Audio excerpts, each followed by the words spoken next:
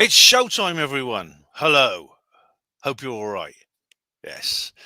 Let me just check everything's working all right. I'll do a quick refresh, and hopefully it'll actually be the live stream will be running. Fingers crossed, anyway. You know, that sort of thing. I always check the YouTube browser. That's all you have to do. The quickest, simplest way to do it. You know, that sort of thing. It is. It is. I always check the YouTube browser. That's all you have to do. I can hear myself, and so can you. So the quickest, simplest way to. Hello, everyone. How are you? Welcome to everyone here. Woody Black. Hello. How are you? And David Splendid Isolation. How are you, my friends? Are you well? Neil Peel, Paranormal Peep Show. Hello. How you doing? David was. I just saw you, didn't I? Just a few minutes ago. David was in the live chat for the Gas Spanner show. Yeah. If you've not listened to the Gas Spanner, you need to listen to it. It's really, really cool. It's this one here. This is the radio show record for the hospital portering service. There you go. I just finished broadcasting that. The podcast will be a while, actually, because of doing this, basically. So I'm sort of going to do the podcast a bit on and off, you know. Rhiannon Raven, hello. Rhiannon was also there in the live chat. So I did say during the gas ban, I said, please get over to her Panmo TV and watch the live stream that's coming up. Hello, 2 Bens? Surely not. I'm unique. Accept no cheap imitation. How are you all? Are you well? No. Yeah, I was doing the Gas Spanner show, and which goes 8 p.m. live every Sunday. Sunday night is Spanner night. The radio show record for the hospital portering service. I know that I normally start my live streams at 9 p.m., but I started this one at 1:15 because, like, even in the Independence Day style alien invasion scenario, nothing stops for the hospital porter's favorite radio show. Definitely not. Leon says, yeah, Ben is the hardest working man in the woo-woo media. I swear I am, you know. I swear, thanks, Leon. You know, I swear I am, because, you know, this is a night where I'm basically on the go non-stop. Normally I wasn't going to do anything tonight, but this whole 3i Atlas thing has become a real emergency situation. Gary J. Robinson, hello. Even make Pride and Dignity listening while doing some Sunday evening admin work. All right, well, I hope I make that Sunday evening go quicker. I really do. We've got 16 people watching right now, so I think it's about time to play the intro. Let's just play the intro video. Let me just get it up first of all. I should have these things open, shouldn't I? It's this one here, which I'll put on. Nothing that seems says we changed our clock. So you've just done it as well. Good. That was always a bit of a bother when we had the Mindset podcast. I would always turn up like an hour late. Hello, body technician. Welcome. I'd always turn up an hour late, and then Gareth would say, oh, Ben, we're an hour into the show already. You know, where have you been? Things like, okay, she'd say, we're an hour into the show already. Where have you been? But anyway, welcome, body technician, and nothing as it seems. Welcome from across the pond. Always good to see you here. Okay, so I'll just I'll mute my mic and go to full screen, and we'll play the intro video.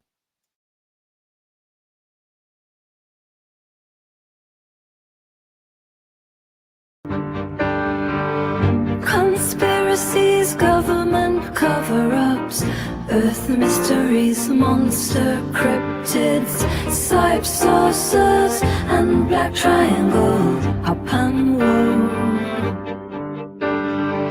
black goo in Antarctica, lizard kings from the 7th star, men in black and Queen Boudica, up and black goo in Antarctica, Keplers from the 7th star, men in black and Queen Boudica, Papan Welcome to the Papan Show.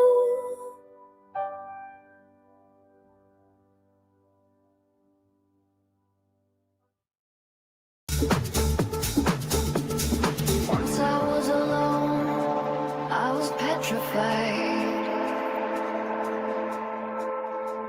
thinking I could be abducted when the bins went out.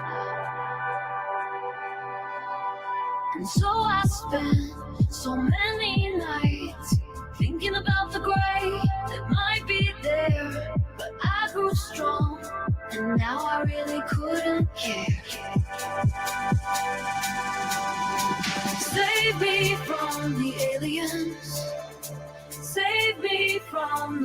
moment.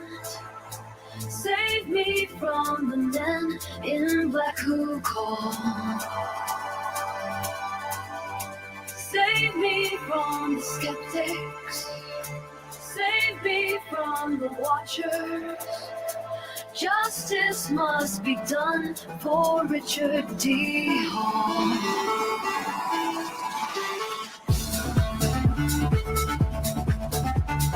No more psyop whitewashes.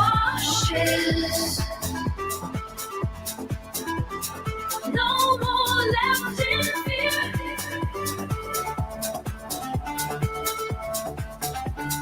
How long till disclosure comes?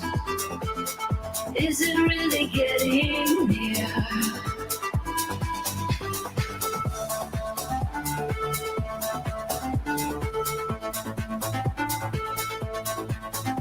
Is it really getting near? Is it really getting near?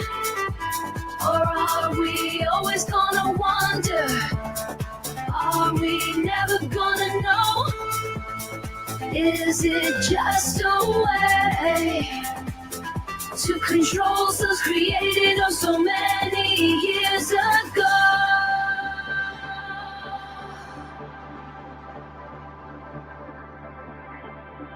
Save me from the sheeple. Save me from the liars. Open up your eyes and see their false flag planned attacks.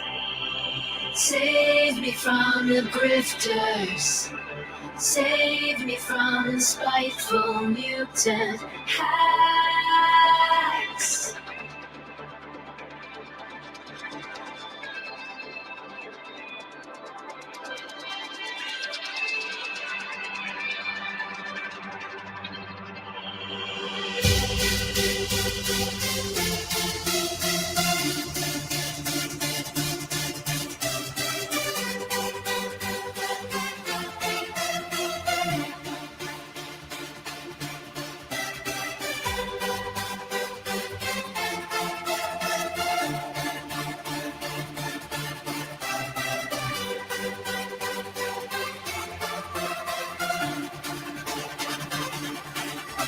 Our fear is their power, our obedience the same.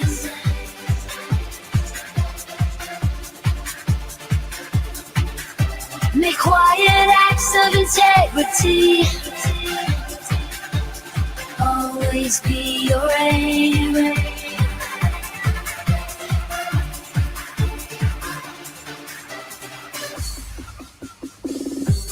Make quiet acts of integrity always be your aim. Speak truth to power, always be the keeper of the flame.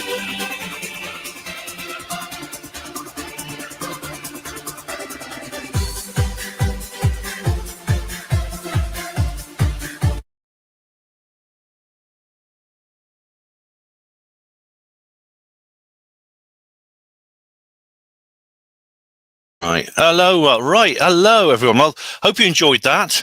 That was the intro song for Panmo TV live streams by Rhiannon, who's actually in live chat now. So thank you very much. I'll say hello to everyone. We've got 22 people going. It's probably more than that, actually. We've got here Jimmy Wormholes. It's a good name. Welcome. Yeah, how do you do? And Pooja Pants is back. Hello, Pooja Pants. What's this? I'm confused. All these things will be revealed to you, my son. All these things will be revealed to you. That's how we are. But welcome, everyone. Just check I've got everyone in here, and I've said hello to everyone. I want to acknowledge everyone who's taken the time to pause whatever you're doing in your particular Sunday evening to listen to me. Tim Fuller, hello. Let me be among those who welcome the ladies and gentlemen aboard 3i Atlas to a holiday on Earth to enjoy our hospitality after their long and tiring voyage among the stars. Yes. Let's hope they give us 3 stars on TripAdvisor at least, Tim. Although, you know what?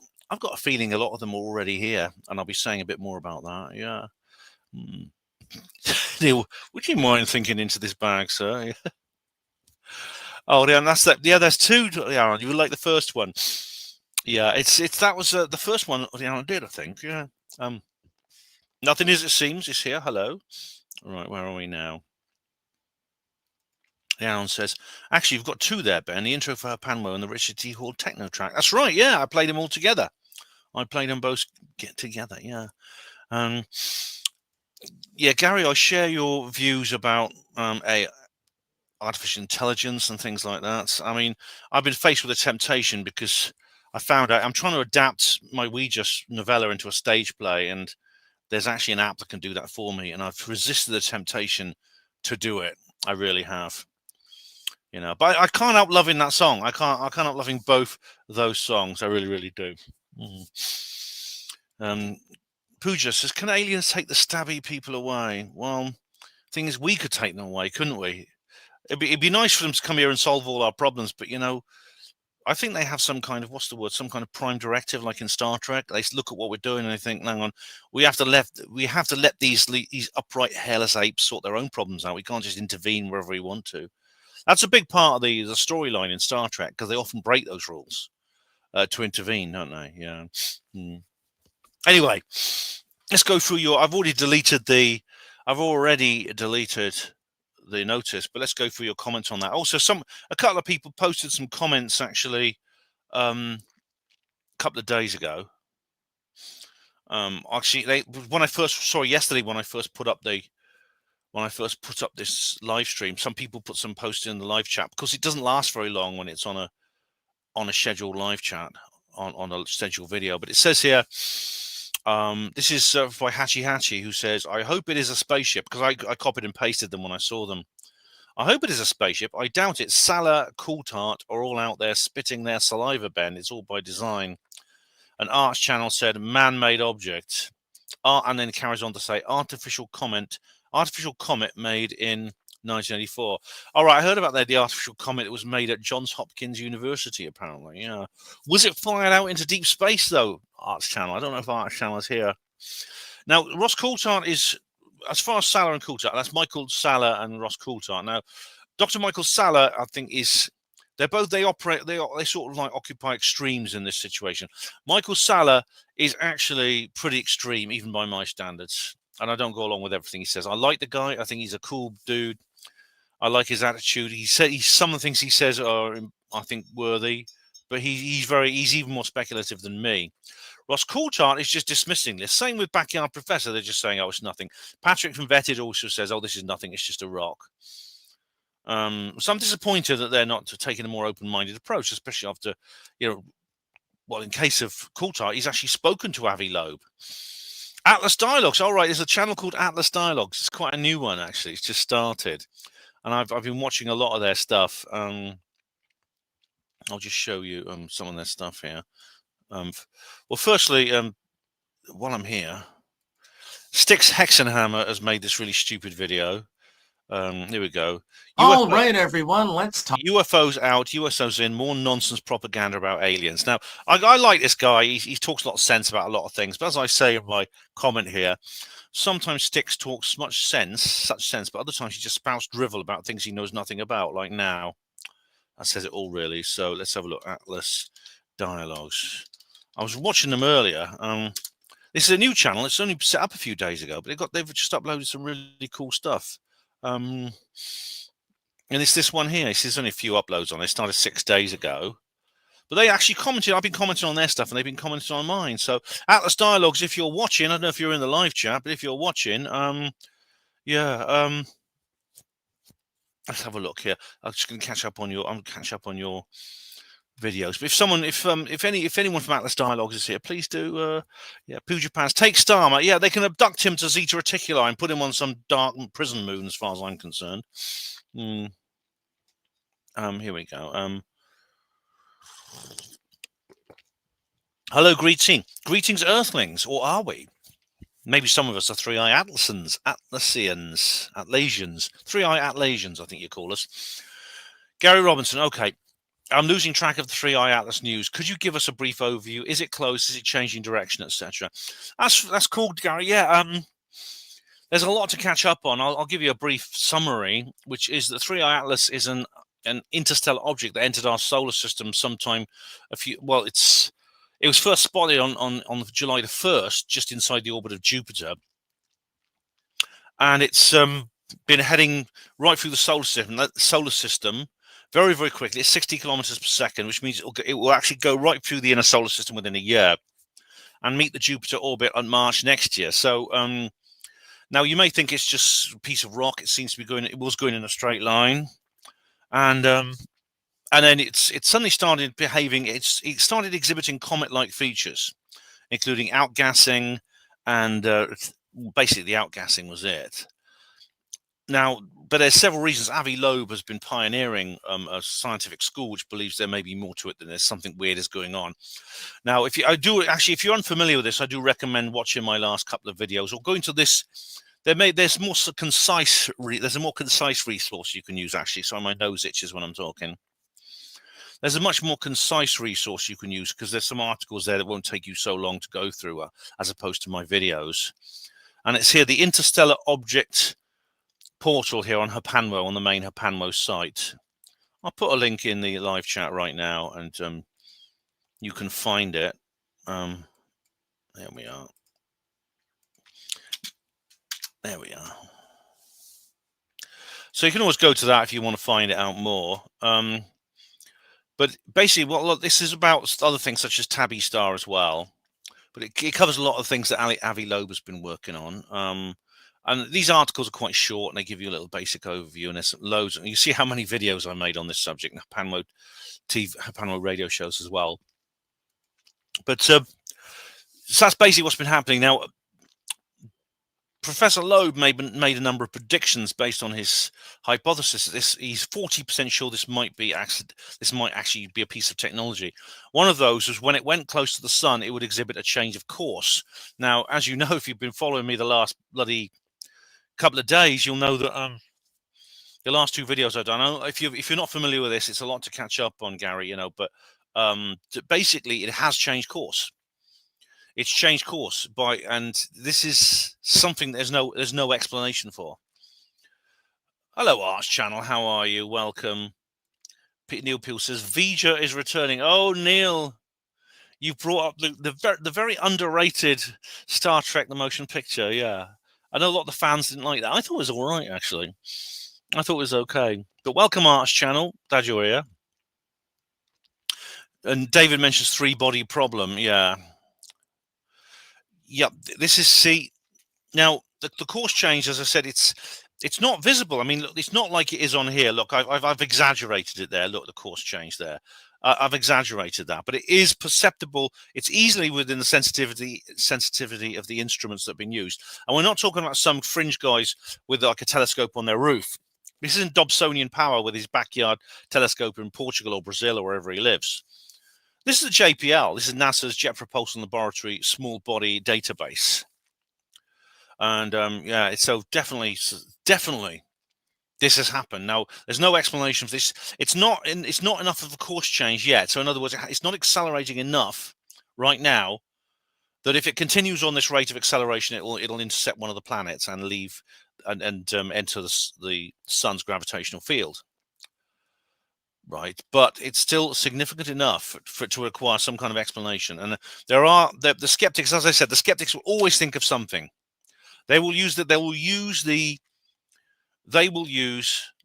clown's day off fallacy if they have to. Just think of something, anything. It doesn't matter. It's aliens. It's not. If it's not aliens, it wins by default. That's it. So Gary says, hi, Ben, mate, what's your opinion of what it is, or are you undecided?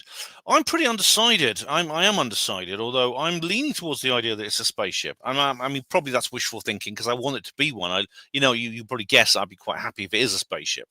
But I'm not 100% sure. Not 100% sure at all. But anyway, we'll carry on through these notes. Atlas Dialogues, as I said, says, looking forward to the stream. Well, I hope you're watching Atlas Dialogues. And then Red Ibex comes here and says, not first. Well, that makes you change, Red Ibex.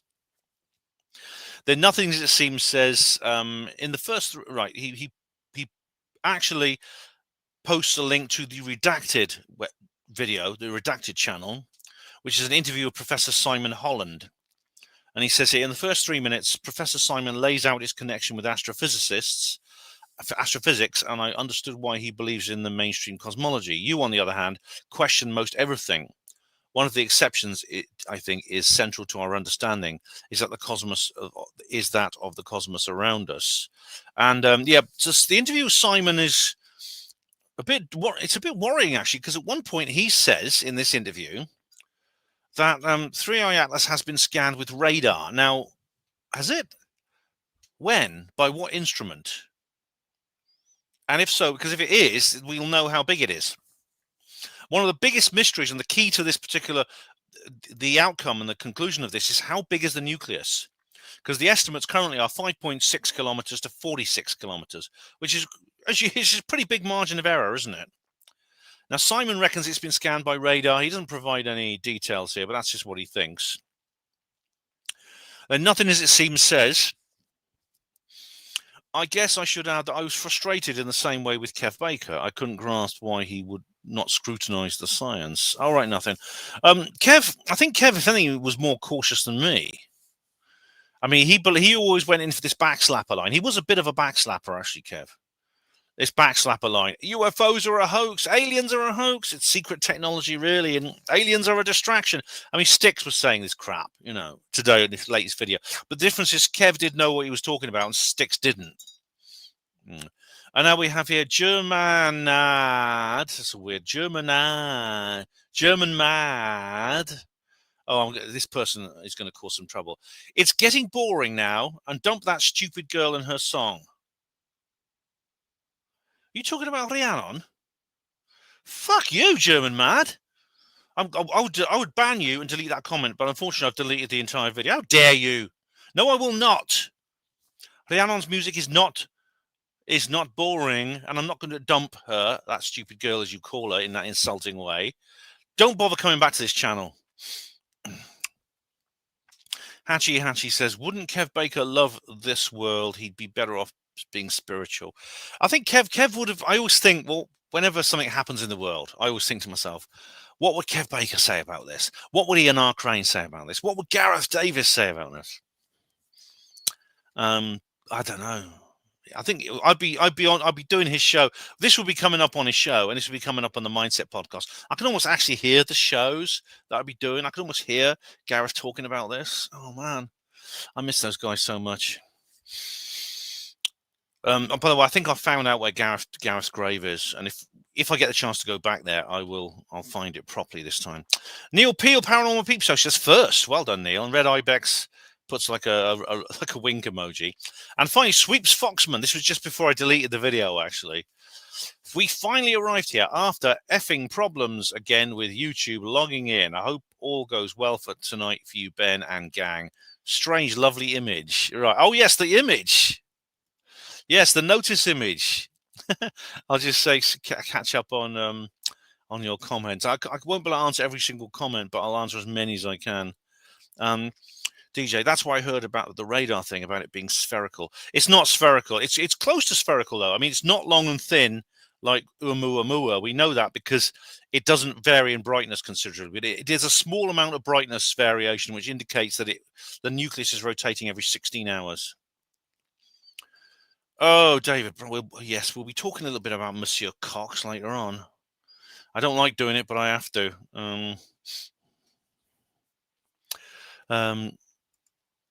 If this object started off, says Neil, as some say, a planetary explosion, and I presume that other objects from the same object might follow through the same path.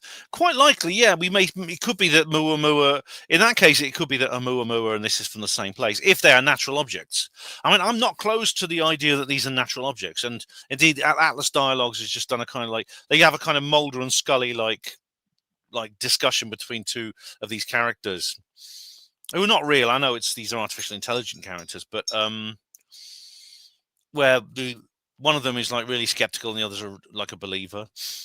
Yeah, but you see, if it is natural, I mean, if it's as a natural object, then it's an extremely unusual one. and it would indicate that in the distant past, because this is extremely old. I mean, if it's natural, it's by far the oldest object we've ever seen. Up to it's between 7 and 11 billion years old. So it basically goes back to when the galaxy formed, long before the sun appeared, because the sun is a second generation star. The sun didn't exist when this was formed. And it's, it indicates that the chemistry in the early galaxy was totally different to what we have now. Totally different. If it is natural, and there's reason to doubt that. I mean, I'm on team Avi here, guys, but still, yeah. Green Tea says, just trying my best to catch up with my favorite streamers. How are you? Oh well, Green Tea, I'm glad that you include me among those. We have the WoW signal 60QUJ5. Yeah, there's a connection between the WoW signal and 3i Atlas, but I think I don't believe in it personally, because if you assume that 3i has always been on this same course, then on the 14th of August 1977, it was, is that when that was the date of the WoW signal? It was roughly 600 AU away from us. Now, if you assume that the WoW signal is of the same range, then you can actually triangulate, because you have two sides essentially of a triangle. And you can triangulate where they intersect using trigonometry, and you can work out they were roughly like 4 billion miles apart. And that's assuming that the WoW signal was the same range. It could have been a much greater range. Either way, I don't think there's a connection here between this and 3i Atlas. We don't even know if 3i has always been on the same course. It could be that 3i was the source of the WoW signal, then it changed course. Hello, David Schultz, as they say. May you live in interesting times. Yes, I think that's a good name for a newspaper. Pooja Pants. I miss Kev as well, yeah. I can hear Johnny Whistles now, yeah. Didn't it touch that dial? I stayed with Johnny Whistles, didn't I? He put me up overnight when I went to the Glasgow conference. David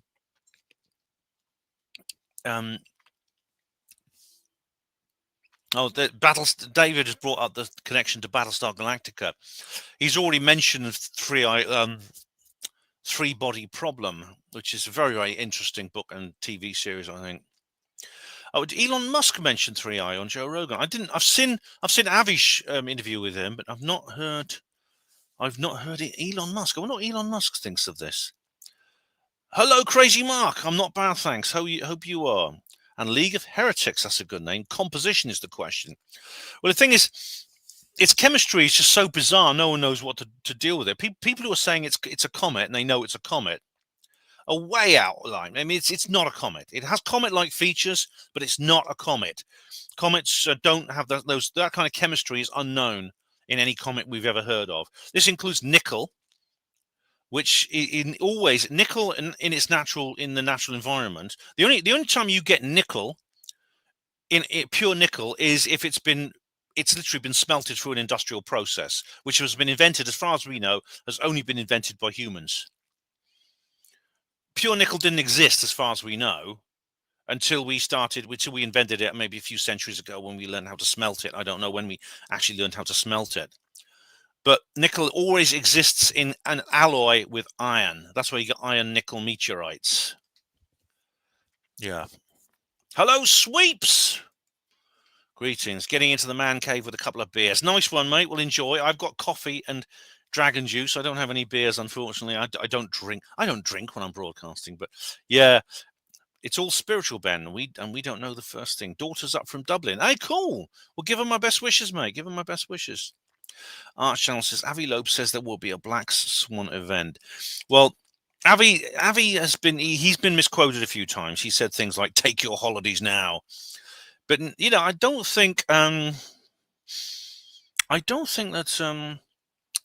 Avi's actually specifically said, we're doomed or anything like this. He has said he would be alarmed if this changed course radically, as indeed I would be. We should all be.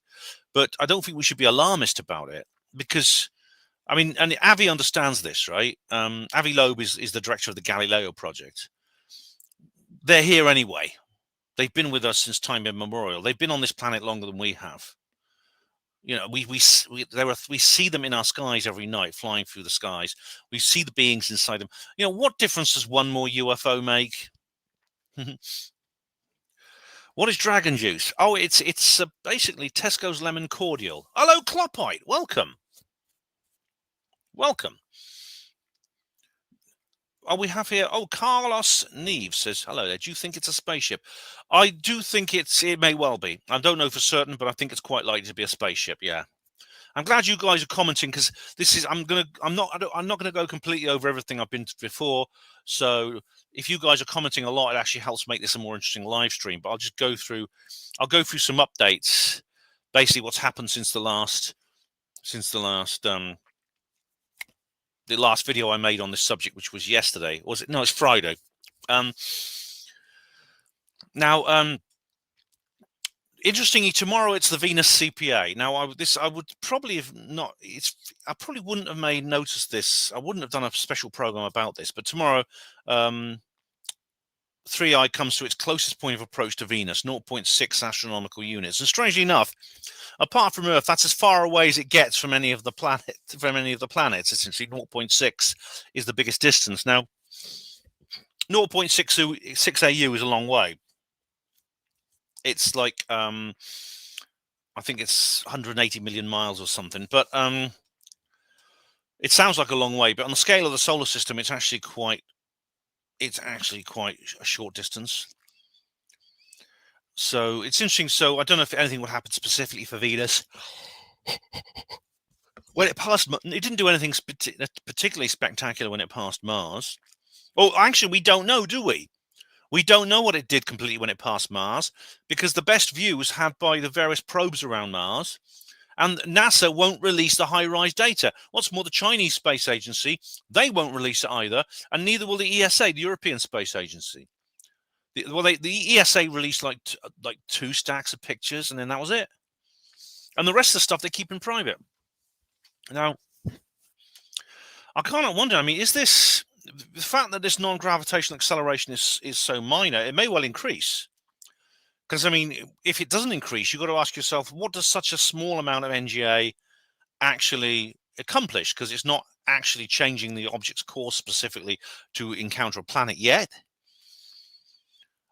It could be they're testing us. They may be testing our own instruments. They may be testing the sensitivity of our observatories. So they want to know. It will do a tiny little bit. We'll do 4 arc seconds per day, which is like a very small amount of NGA. It's actually about 100 times more than any other comet, but it's still, as I said yesterday, as I said on Friday, but it is still a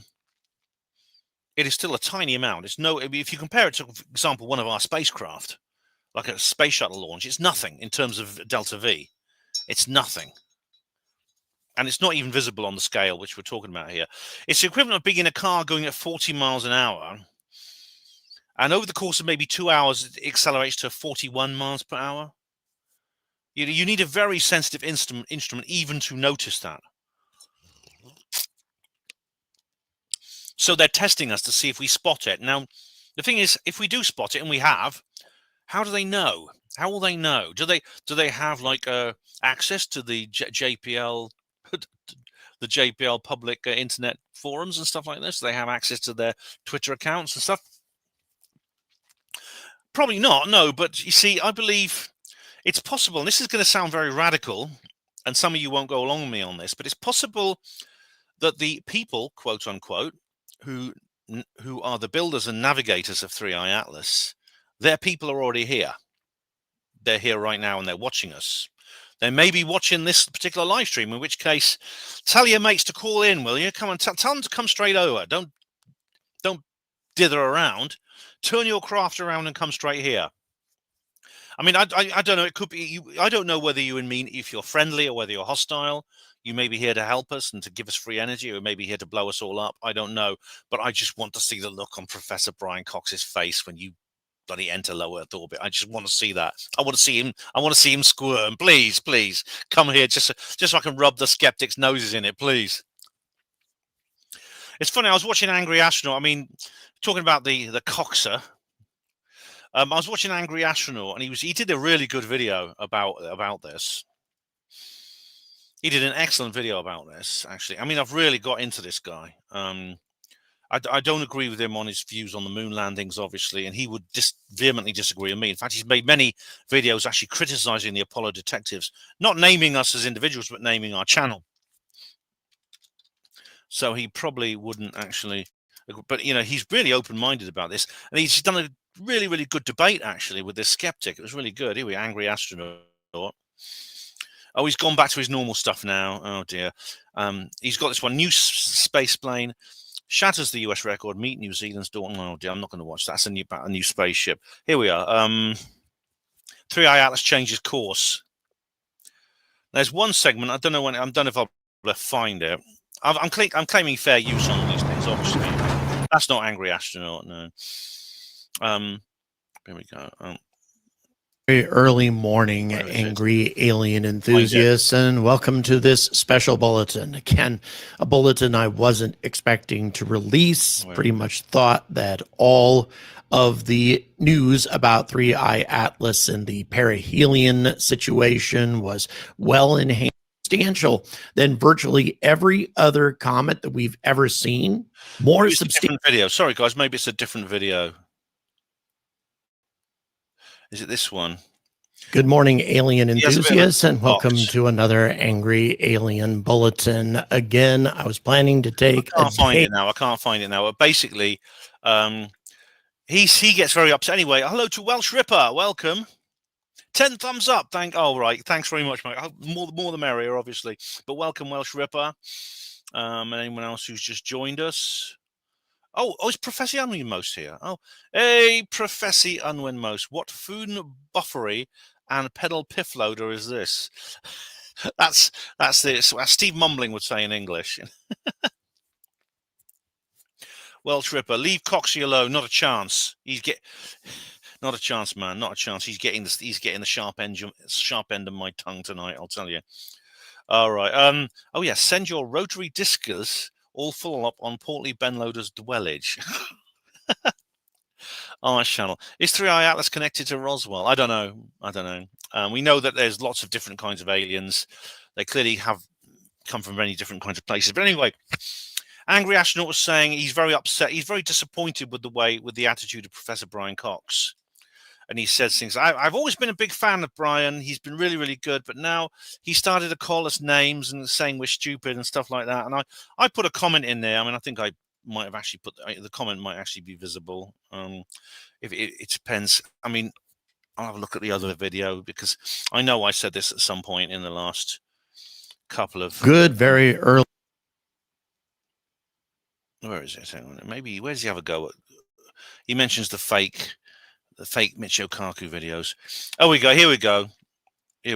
I'm not going to find the right place in the video, but I just said here, sorry you feel let down by Cox Angry, but to me, his smearing is no surprise. He's always been an arrogant, obnoxious dickhead, and that's basically it. That's basically the truth of the matter. He says, I always used to like, as what Unwin Most says, a Professor Cox loader, a Wisdy fount load. He's a fount load of whatever the word is in Unwinese. Clockbite says, Coxie and Ben in a celebrity boxing match. That wouldn't be fair, man. That wouldn't be fair. I would absolutely pound him to pieces. He'd be sitting there with his little weedy little frame. He's going, I'm going to punch you and I punch you, you know. But now, he then says, and I just said, look, you maybe you didn't know Cox. Maybe you only you've seen the good side of him, or you've seen the side of him where he's polite and nice. The guy is a tosspot. He's a stuck-up, obnoxious tosspot. He's so up his own arse he could lick the inside of his own tonsils. And you just learn that. Angry Astronaut, after a long time of admiring Professor Cox for being a popularizer of science, he's now seen what this guy's really like. Well, sorry you had to find out the hard way, Angry. I really am. There are skeptic explanations. In fact, there's like I said, there was a debate. We must cover the skeptic explanations, of course. Let's keep this balanced. And as I said, they would think of something. They always think of something, no matter what. I said, because people say, well, I said at one point that the skeptics are going to have trouble explaining this. But they will think of something. They're clowns to the play off dynamics, fallacy.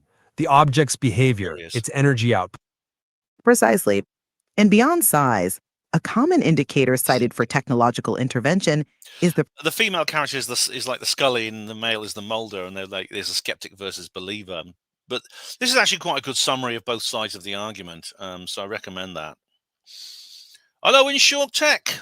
Welcome. What's happening? Oh, everything, believe it or not. We're being invaded by aliens, by the way. We were talking about earlier about how they're landing over London at the moment. So let's get to your bunker. I think that's a good idea. But basically, I'll see if I can find like a good resource for this. There's been several posts from astronomers talking about how they believe this could be explained by ionization caused by the coronal mass ejections, because this has caused, you see, comets actually, this particular comet, like some comets, actually have a magnetic field, a bit like a mini version of the Earth. As you know, some planets have a magnetic field, and the Earth is one of them. The Earth is, I think there's only a couple of planets that have magnetic fields. Mars doesn't, or Mars has a very small one, which is why some people say that's why its environment changed. Mercury, I think, has a magnetic field. Earth has a very strong magnetic field, hence you can use magnetic compasses. But basically, they're saying that the coronal mass ejections, as you know from the previous videos, if you've watched them, there's been a lot of activity on the sun. I've been reporting this on her Panama Radio Space Weather on the far side, which is facing 3i, and it has caused solar flares. 3i has been hit by a number of solar flares, which seems maybe this explains the color change. Some skeptics are using it to explain the color change, and others are saying this actually could have even caused this change in this 4 arc second change in velocity, this acceleration. Now, there's a lot of reasons to dispute that, but that's kind of what they're saying. And they say other things, like they're saying, this is clearly they're saying, well, they're echoing what I said, which I accept as a possibility, that we're simply seeing a very alien chemistry. It could be that we, for example, we've never seen nickel as a pure metal in nature. All right, we've never seen that in nature. It is refined and is smelted in industry. That's how we know we have pure nickel. However, it's possible there is a natural process in which nickel can be created pure, which we don't know about yet. We've not learned about it yet. It's something alien. It's possibly something that doesn't exist anymore in this galaxy, because it was something from 7 to 11 billion years ago when the galaxy was new, and it doesn't exist anymore. This is a very old object. It's essentially it's a relic. It's a dinosaur. It's a fossil of the early galaxy in a way we've never seen before, if it is natural. And so I accept that is a possibility. I mean, there's other reasons to doubt that, the brightness and stuff like that. But I mean, the skeptic explanation, even though it doesn't explain everything, it doesn't explain the entire phenomenon that's been observed, it does make sense on one level. To explain the specific points, not all of the 9 anomalies. It's not all of the 9 anomalies that Avi has mentioned, but explain some of them. I mean, one obvious thing is, 3i was hit by a coronal mass ejection earlier. It was actually struck by a CME, maybe I think it was 2 weeks ago, during the last solar storm, and that had no obvious effect on it. It didn't even actually eliminate it didn't even blow away its coma, which usually happens. Usually, CME will blow away a comet's coma, and it usually takes a few hours to a few days to reform. You may have noticed there's been a lot of fake videos going around. There was a fake video of Professor Brian Cox, and as if, like, goodness me, I mean, this world is hardly big enough for just one of these bastards. And they think they're creating millions of electronic clones of him. I mean, what a nightmare. For God's sake, abduct me, aliens, abduct me. Get me off this planet of Coxes. And Michio Kaku, right, okay. Welsh Ripper says, Ben, what views on Michio Kaku's another Coxie, or is he sound? Michio Kaku has also there's been a lot of fake videos of Michio too. Now, he seems to be taking this, he's a bit more easygoing than Cox. and he hasn't like taken action to remove them. Cox he's flagged all these videos and they've been removed. But there's loads of fake videos of Mitchell. Mitchell's a much more pleasant individual than Cox, but he generally shares his views. He's pretty skeptical about this thing. All right, what's this? Lomini nilodes. All right. I don't know what that is, unfortunately. So, where's what the anon says here? Apparently, UFO ended up in the window of the Scarborough chip shop. Was made of an extremely pure form of copper. Oh, that was Paul Sinclair, wasn't it? I haven't seen that yet, but Paul's cool. Paul is really cool. Nothing as it seems. I wonder if there are actually some of our technologies that were watching 3i while it was passing the dark side of the sun. Yes, I mean, maybe something from the secret space program. But you know what? This brings me very nicely onto my next subject. Oh, I should show you the image, shouldn't I? Yeah, I should show you this, by the way. Sweeps. Is Sweeps still there?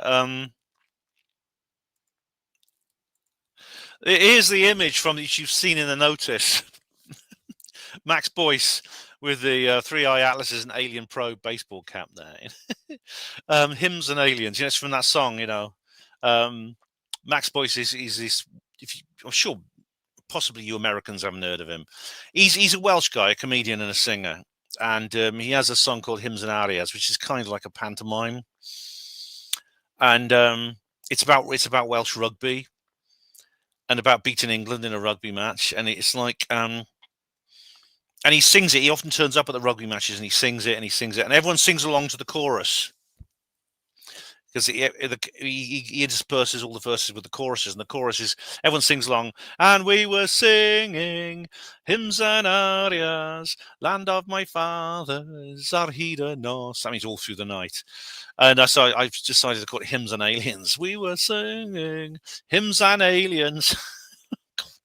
Oh, Sweeps did this, as he did the last one. That other strange chap with the cap, the baseball cap. Yeah, Atlas ET. So thanks very much for that, Sweeps. I hope he's still there. But anyway, this is interesting. This was put up on Facebook, and I actually reposted it. It's actually from Chi-Cheng Zhang, who I've heard of before. This is a guy who's appeared several times actually in this Lowell Observatory. In the end, it was never even hidden. Now, this is interesting because it says here, a cosmic visitor returns. This morning, the Lowell Discovery Telescope captured new images of the interstellar comet 3i Atlas, now visible again after emerging from behind the sun last week. It's one of only a few comets ever observed passing through our solar system from beyond the stars. Well, they call it a comet. Twice he calls it a comet, but is it? Well, anyway, the point is, like, we were told this was impossible. We were told that this couldn't happen. That's what they said. They said that basically everyone was saying this. Everyone was saying, like, a couple of weeks ago, it's going to go behind the sun and it's going to be invisible for a month. I said this. I repeated this because I thought that was true. But as soon as it went behind the sun, suddenly all the heliographs were detecting it, like SOHO and LASCO and GOES. And Dobsonian Power detected on his little small amateur heliograph. And then, believe it or not, then suddenly now this is a non-heliograph. This is a more conventional telescope that's been detecting it. Actually detected it before dawn. So that 3i Atlas in the end was not hidden. So there's not going to be some great re-emergence day. I was actually planning that. I was planning like a special party for re-emergence. There'd be a live stream and stuff like that.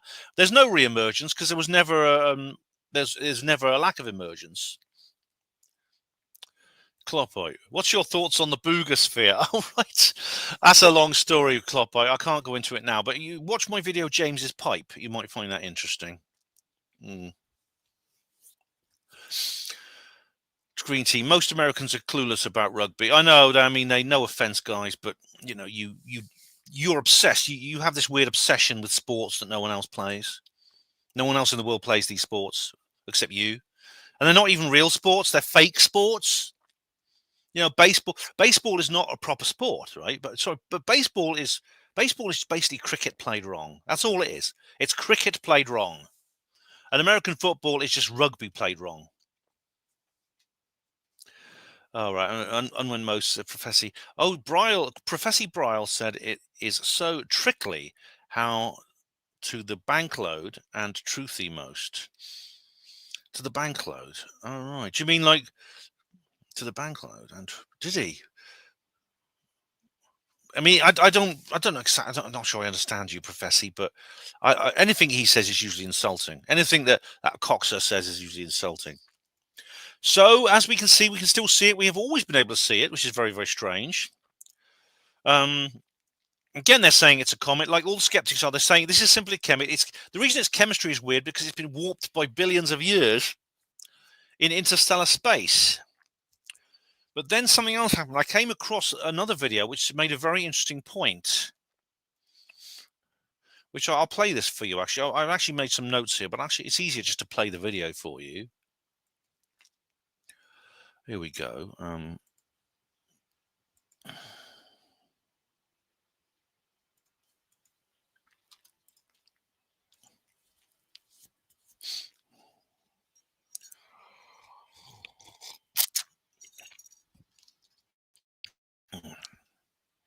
You should be able to hear this. The cordless circular saw from Festool. Now, one thing I said, there was one good game I really enjoyed when I was over in the States the last time I went there. Pickleball. That's actually quite fun. It's like tennis, but it's like less complicated. And they were playing some people playing pickleball on TV. I quite like that. So that's something we don't play in my country, and Americans do. So that's good. That is a proper sport, I think. And you will be amazed. Fast enough to escape not just our solar system, but to travel between stellar systems over billions of years. It's been in. As always, credit. This is the Heriton. This is interstellar object 3I Atlas. Just exploded at perihelion, and scientists can't explain why.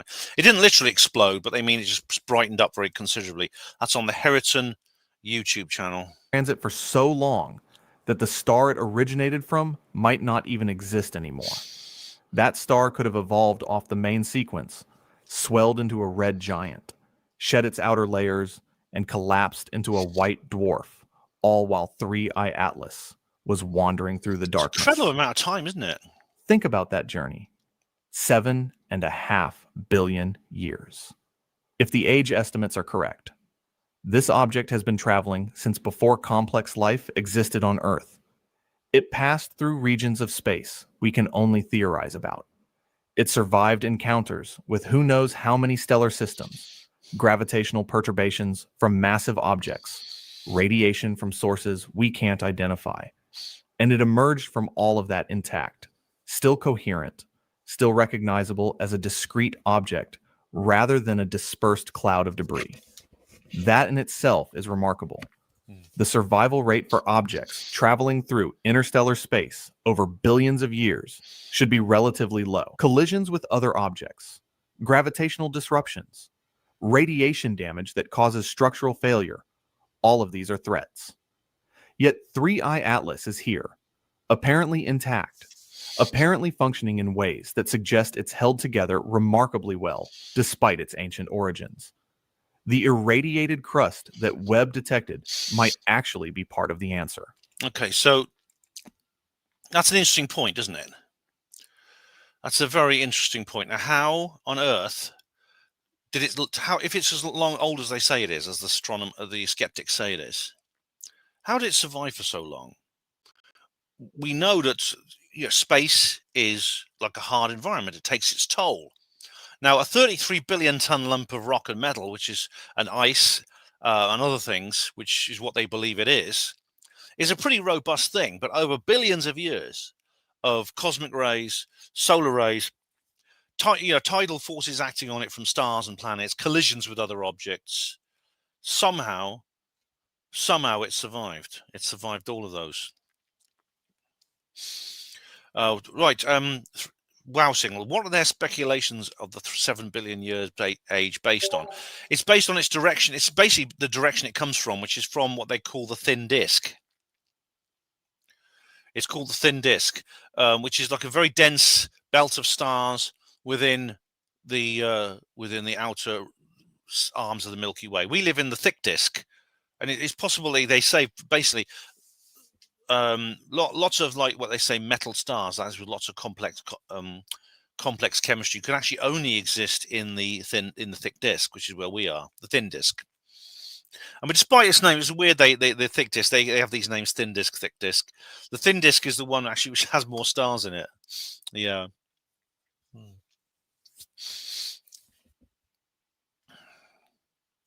And we have here picked up the ball. All right, I think we're talking about rugby now. The Webb Ellis picked up the ball. Yeah. Professor says, Markabold, truly Markabold. Fuelage by test load and economy most.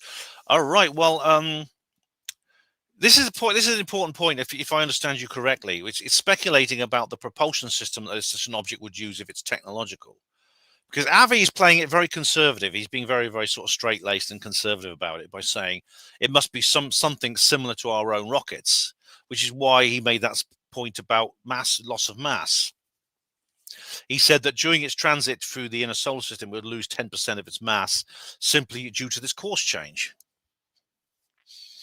As I said, it's very interesting that as I said, I think I said it on Friday, the skeptics are saying if the CMEs on the solar interaction is what's causing this course change, right? Well, that's odd because it's been in this environment now for several weeks, and the weird thing about it was that it was not exhibiting any NGA at all at a point where it should have been. Arts Channel, what do you think it is? I think it's probably some kind of spaceship. I don't know. I mean, I'm more certain than Avi is, definitely. And Wowsing says, could it not have come from way beyond the thin disk? Well, some people are claiming it came from the galactic core. All right. Arts Channel says, is the Gateshead grey? Is it the Gateshead grey? 3i Atlas on a revenge mission. Well, we just hope they don't have any coal shovels with them, Bush. Hello, Dave Bell. How do you do? Sweeps Foxman. Brian Cox likes to be the master of all he surveys, very opinionated and quite materialistic. So I rarely take him seriously either. Oh, I never do, Sweeps. The guy is a perfect useful idiot. This is why he's been made a media star, because he has shiny white teeth and silky black hair and a high effeminate voice and smooth skin. And so they put him on TV to talk about all kinds of shit he doesn't know about. I mean, he doesn't realize he's being used. He's too stupid. He knows everything about his own specialized subject and nothing else. And nothing says here, interstellar travel with rockets is silly at best. I suspect that this has a propulsion system totally different to anything that we're familiar with, anything at all. Now, where are we now? Let's keep going. Where are we now? Okay. So yeah, you could explain how it survived this long. All the collisions, the gravitational tides, radiation, solar radiation, cosmic radiation, things like that. Now, let's go to Avi, because Avi's published a couple more articles. Here we go. We'll look at Avi's latest. Now, this was the last one. This is one he published a little while ago, which is a request for NASA to release scientific data on 3i Atlas. During my recent podcast interview with Joe Rogan, which I've watched, you probably all watched it as well, I had mentioned the unfortunate circumstances under which NASA has not released for 4 weeks the images collected by the HiRISE camera aboard the Mars Reconnaissance Orbiter. These images were taken on October the 2nd to the 3rd, when the interstellar object 3i Atlas passed within 30 million kilometers of Mars. These images are extremely valuable scientifically because they possess a spatial resolution of 30 kilometers per pixel. That's at that particular range, about 3 times better than the spatial resolution achieved in the best publicly available images from Hubble. Yeah. Whereas the Hubble image was taken from an edge-on perspective. HiRISE offers a sideways perspective, valuable in decoding the mass loss geometry and glow around it as it approaches the sun. The delay in the data release was argued to be the result of the government shutdown. Yeah. Nevertheless, conspiracy theorists suggested that it may have to do with the evidence for extraterrestrial intelligence in the HiRISE images. God forbid. But you're one of us now, Avi, whether you like it or not. You are a conspiracy theorist. And as I said, I made a comment here. We'll come to in a minute. When asked about it, I suggested that the delay is probably not a sign of extraterrestrial intelligence, but rather terrestrial stupidity. Well, it might be that too, Avi, but I suspect, from what I've seen about my experience of ufology, which is longer than yours, to be fair, it's more likely to be the former, in my view. We should not hold science hostage to the shutdown politics of the day. The scientific community would have greatly benefited from the dissemination of this time-sensitive data as astronomers plan follow-up observations in the coming months. Joe Rogan suggested that I contact the interim NASA administrator, Sean Duffy. The following day, I corresponded with Congresswoman Anna Paulina Luna regarding a related formal request from NASA. Good old Anna, she's cool, she is. Following our exchange, Representative Luna wrote a brilliant letter to NASA's acting administrator, Duffy. We all owe a debt of deep gratitude for the visionary support displayed by Representative Luna to the frontier science through her letter attached below. This is Anna Paulina. I think apart from Eric Burleson, she's like the biggest tinfoil hat UFO enthusiast in Congress, I think. And this is just this. I don't need to read this out. It's basically making the same points that Avi does here. It's very polite. It's very polite. It's very stateswomanly like. So hopefully Duffy will get back to it. Although, Avi himself has tried emailing these people, and all he gets back is, "Oh, we're shut down at the moment. Can't talk to you because we're all shut down. Sorry about that." So let's go on to that's that article there. And then he wrote this one: gravitational lensing of 3i Atlas by the sun. Now this is a bit longer, but I won't go into all the details because a lot of it is just equations and things like that, which I don't understand. But he says the remarkable facts about 3i Atlas are that it passed closest to the sun on the 29th of October, just 8 days after the solar conjunction relative to Earth on October the 21st. As I said myself, these things were not exactly the same. They were 8 days apart. Whether this confluence of orbital coincidences might be a signature of design or not, it offers a remarkable opportunity to observe the effect of gravitational lensing on 3i Atlas by the sun. Now, gravitational lensing is difficult to explain. I don't understand all of it, but it basically means that the way that light rays are bent through a prism, like a lens, which is a type of prism. Like these glasses I've got on now, they bend the light slightly, which allows me to see more clearly. There is also an effect, a gravitational field. A gravitational field has something of that effect on light rays. Not much, but it has some. And he says, according to Einstein's theory of gravity, which I'm about to teach in my class at Harvard Astronomy Department, the light from 3i Atlas is deflected by an angle, and there's the equation. So I won't go into details here. On October the 29th, 2025, you may wonder where he's going with this. And I thought, is he going to say that it's just that this NGA is actually not real and it's just a part of the lensing? So I was a bit worried at this point because I thought, has he made a mistake? Has the JPL made a mistake? But he said here, non-gravitational acceleration of 3i Atlas near perihelion was reported. The related data was obtained by the Atacama Large Millimeter Array, ALMA, which indicated that 3i Atlas was 4 arc seconds away in right ascension from where it was supposed to be near perihelion. The gravitational lensing of the sun amounts to a small fraction of the reported derivation. However, it would be exciting to analyze the ALMA data and check whether it shows evidence for the small effect of gravitational lensing by the sun. So he's saying that some of this, not all of it, but some of this acceleration is actually probably caused by some form of gravitational lensing effect. Also, I mean, it could end up that the NGA is actually not as big as we thought, or it may turn out to be bigger. It could turn out the NGA is actually slightly more, but the gravitational lensing effect has either exaggerated or decreased the apparent deviation. Now, you think that bloody JPL would already know about this, but I don't know if they may have already controlled for this, for all we know. This Scottish guy who actually did the measurements, he may have already, that's a joke, he's Italian, I think, but he may have already controlled for this anyway. And he mentions the brightening on the color, the blue color, which I talked about before. And this is a list of all the anomalies which he's listed. So he's still giving it 4 on the Loeb scale, but he says he actually did say on the Joe Rogan show that he's putting it up to about 4.5 because of all this. Oh, not Joe Rogan. It was another interview. Sorry, this was after that. Now, this is interesting here. If these anomalies are all associated with a natural comet, then the non-gravitational acceleration of 3I Atlas must have resulted from it losing at least 15% of its mass, as I calculated here. This is the previous article I talked about on Friday. The problem is, this is an assumption that it has some kind of propulsion system similar to our own rockets.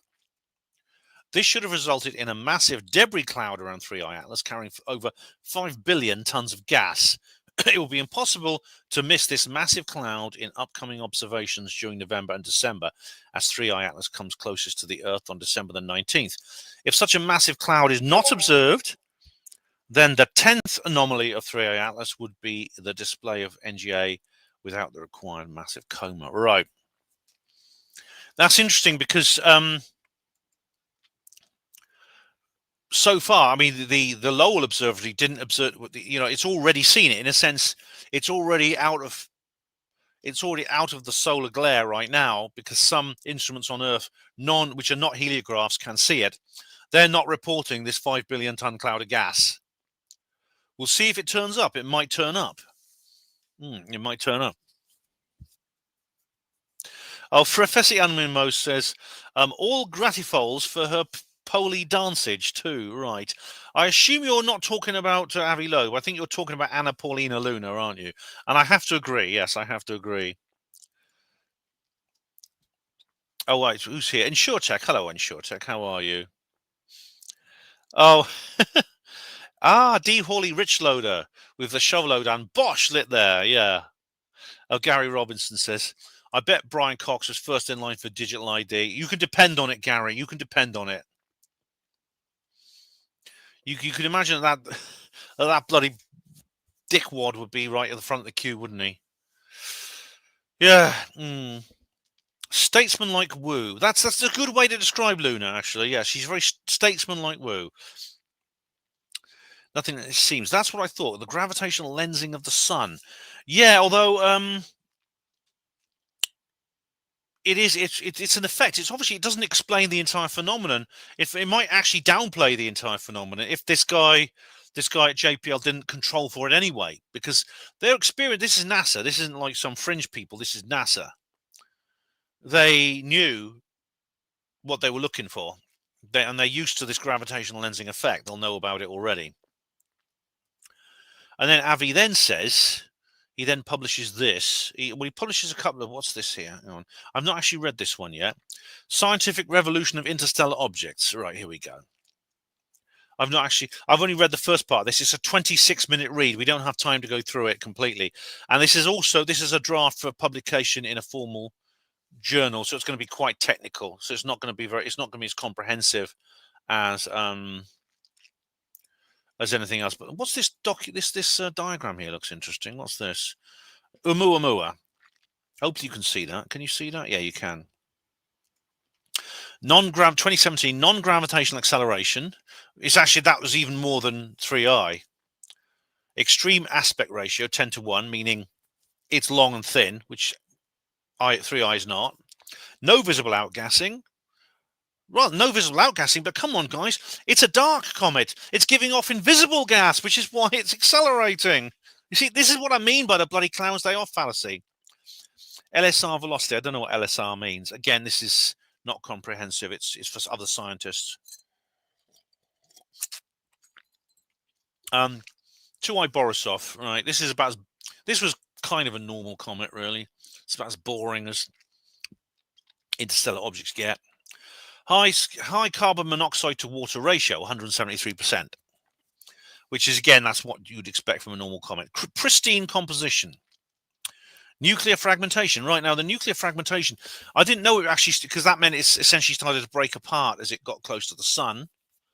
And high polarization. Now, that's interesting because high polarization is something that's been observed on 3I Atlas as well. And we have here with 3I Atlas, non-gravitational acceleration, CO2 dominated. Yes, lots. It's more. See, it's hardly any. It only started giving off water towards the end, the last couple of weeks. I mean, what's going on? Extreme negative polarization. Again, wow signal alignment. Well, I don't think much of that. Near perihelion, it brightened faster than any known comet and was bluer than the sun. Aligned to, within 5 degrees of the ecliptic plane. It displayed the sunward anti-tail we know about already. Its nucleus is about 1 million times more massive than Oumuamua, 1,000 times more massive than Borisov, while moving faster than both. And again, it's the arrival time, the fine-tuning of it. So it comes close to all the planets except Earth, which is in the opposite side of the bloody solar system. As I said, man, look, if only this thing could have come it's 6 months earlier or 6 months later, and we'd have a ringside seat, man. Unless it's deliberate, like I've said. Its gas balloon contains more nickel than iron. Its gas balloon contains only about 4% water by mass. And look, he's actually put little artificial structures on it there. Cheeky. Here we go. Again, this is a 26-minute read. I'm not going to go for it now. Oh, he mentions planetary defense. Oh my God, the backslapper's going to love this. The backslapper's going to go crazy over this. And to be honest, they might have a point. This is not Avi's fault, but this could be like the Black Swan event. Not the way Abby means it, but it could be Avi might mean it differently. But it could be an opportunity. It could be used opportunistically by the people behind Project Bluebeam and other things like that. Sweep says here, strange. Anyone seen both J.D. Vance and Tucker Carlson believe 3i Atlas is spiritual in nature? Yes, Vance was on this thing. It's called Pod Force One, where he talks about that. And for Tucker Carlson, Tucker's getting really far out, isn't he, lately? I'm very impressed with him. And then nothing that seems, it's not outgassing, it's electrical in nature. All right, well, I know about the electric. There's the electric comet hypothesis, isn't it? And Andrew Johnson talks about this a bit. Professor Unwin most. Punch it the sky bowl for D. Hauler Rich Loader. Well, exclaim it, Bosh, yes. Punch it the sky bowl, yeah. All you people punch in the sky over Brexit, yeah. Who's he meaning? Punch in the air. Punch the air for D. Hall. Who's he talking about, I wonder? Do you know anyone who punches the air? All right. Now we come on to Earth Exists. Funnily, its full title is Earth Exists Clothing, so I don't know why it's called that, but anyway, I've had some. I'll show you these actually because there's nothing confidential here. These are my reactions. These are my notifications. People have reacted several things here. I put a comment on Earth Exists, and then I got quite a rude comment back from somebody, but I'll just show you this. Here we go. This stuff's not very interesting. As I said, I think this is like fake stuff that has been written by AIs. I did think that. I mean, I'm not 100% sure, but then this was quite interesting actually. I'm wondering if this is an exception. JUICE and JWST's double date with 3i Atlas. Right. The JUICE is the European Space Agency's joint United Ice. It's something to do with the moons of Jupiter. It's a spacecraft heading there. James Webb Space Telescope, which can't actually see 3i. In fact, James Webb's not going to be able to view 3i probably again until it's well out on its way to Jupiter because it can't point itself more than 85% of the direction to the sun. Let's put this bit easier. It's better to put it on this one. It can't point more than 85 degrees to the sun. Otherwise, it'll basically burn itself out.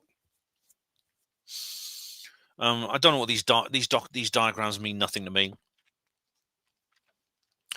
The James Webb Space Telescope, SphereX, and ESA's emergency JUICE mission reprogramming have delivered new definitive scientific conclusions that transform 3i Atlas from kinematic curiosity into the most chemically significant interstellar asteroid object ever observed. Hang on a sec.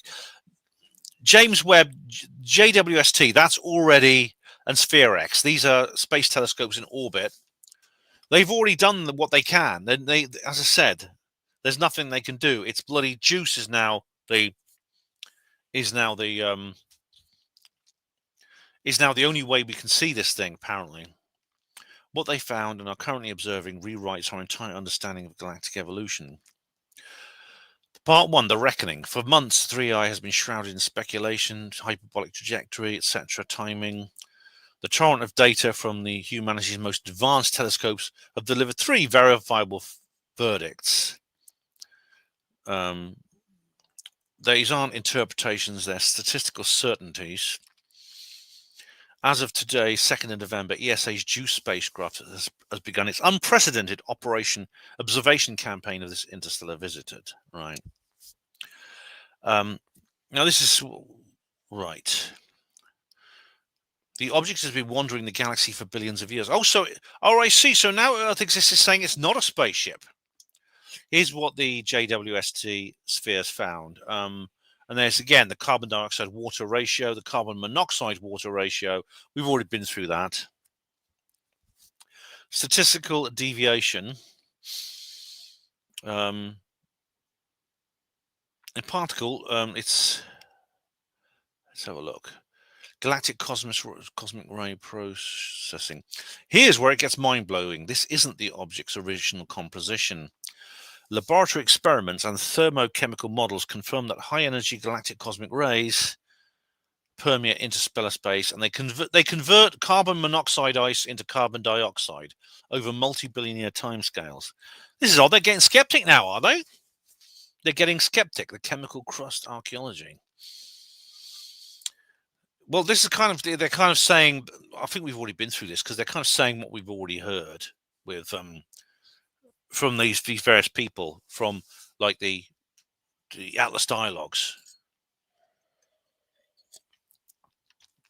ESA emergency reprogrammed a Jupiter mission to capture this interstellar object. No, that's the JUICE craft photographing 3i Atlas. Jupiter Icy Moons Explorer, JUICE, the 1.6 billion euro flagship mission launched in 2023 to study Jupiter's moons Europa, Ganymede, and Callisto, starting in 2031. It's currently in deep space cruise phase, so it's on its way, basically. The ESA announced an emergency observation campaign that began today, 2nd of November. Observation windows, it's basically most of the month. 3i Atlas at peak activity post-perihelion.